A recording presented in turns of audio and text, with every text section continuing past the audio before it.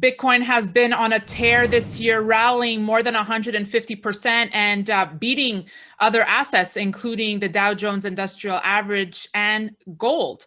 JP Morgan analyst came out saying that the Grayscale Bitcoin Trust has seen inflows of almost $2 billion since October, compared with outflows of $7 billion for ETFs backed by gold. So is gold dying at the hands of Bitcoin? That's what we will be discussing today. And what a great guest to talk about this with. Robert Kiyosaki, bestselling author of Rich Dad, Poor Dad, and many other books. Robert, always good to have you on. Welcome back. Oh, no, thank you. Thank you. And great subject to talk about. For full disclosure, I own Bitcoin, I own gold, and I own silver. And that's why I thought you'd be perfect, Robert, because I know you're in all these and you're not favoring one over the other right now. But the question is gold dead? No. People miss the macro. I think our national debt is over $50 trillion. Don't quote me on it. So you think Bitcoin's going to cover that? You think silver is going to cover it? You think gold's going to cover it? So as gold goes down, to me, it's a buying opportunity. The same as when Bitcoin crashed, it was a buying opportunity. And so all you guys who are gold guys, just look at the biggest problem of all. This COVID's not going away. And the economy is crashing, and they haven't started to print money yet. Look at Janet Yellen. I don't know what that means. If she becomes Treasury Secretary, she was Fed chairman, and if Biden persists, she becomes Secretary of Treasury. That's the marrying of the Fed and the Treasury. That's MMT. That's magical or Marxist monetary theory. They're going to print like crazy. So I think our deficit is really around 50 trillion, off balance sheet liabilities and all this, plus our pensions are going to collapse. So it's really bad news, but it's good news for gold. I think this was the scary figure, at least from the JP Morgan analysis, is that Bitcoin only accounts for 0.18% of family office assets compared with 3.3% for gold ETFs. So they're saying tilting the needle from gold to Bitcoin would represent the transfer of billions in cash. Is that a reality that could happen? Look, anything's possible today. Who knows what can happen today? But the point here is this, you have to look at what the problem is. And the problem is the American economy is crushed. Our pensions are crushed. That's why I wrote the book, Who Stole My Pension? Because the authors, Ted Sadullah and myself, Ted's the #1 whistleblower on pensions in America. And both his father and my father lost their pensions. And Danielle, that's coming. So the pension problem, which was now, it's all been stuffed with the CMBS, collateralized mortgage-backed securities, the same as the derivatives of 2008.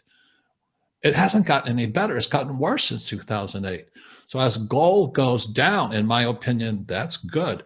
But the sleeper of all, as you know, I'm on Lear Capital, but Lear doesn't pay me. I am sincere when I say I buy silver, because the biggest trend coming now, let's say America does go socialist or Marxist, which it is, it's this Green New Deal. The Green New Deal is they're going to take the money away from oil and they're going to give it to capitalists who understand green energy. They're going to start giving their money to solar and all that. So solar is jumping and all this. So anything the communist socialists of America are backing is good for us. But that makes it for silver, because silver is used in, medicine, all that. So silver is still 50% off its all-time highs. So I see it as a fabulous time for silver, gold, and Bitcoin. So we were laughing about my friend Peter Schiff goes a little nuts, but anyway, because I don't know why he trashes Bitcoin. When it dropped that far, I had to buy it. It's the same as gold and silver. It's called buy low, sell high. It's interesting, right? And you're one of the few, Robert, I want to say, experts out there that has embraced both, because most people are really taking a side here. Like this gold Bitcoin debate is on fire and people are so passionate about one side over the other. But I say, why not embrace both? Well, why not all three? I'm trying to say, Silver, you look, it hasn't really fluctuated that much. It's come off of, like, let's say $50, and it's about 25. And even when gold went down, silver stayed solid. That's because the socialists, the commies, I'm a Marine, in a former Marine, so I think like, I don't like communists, but they're in America today, you know.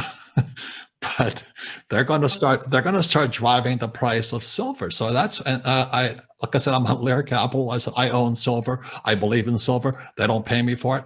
But for the average person, they can afford $25. They can't afford Bitcoin. What happens if the Fed stops purchases in a year from now, Robert? Won't many assets, including Bitcoin, gold, be hurt by that?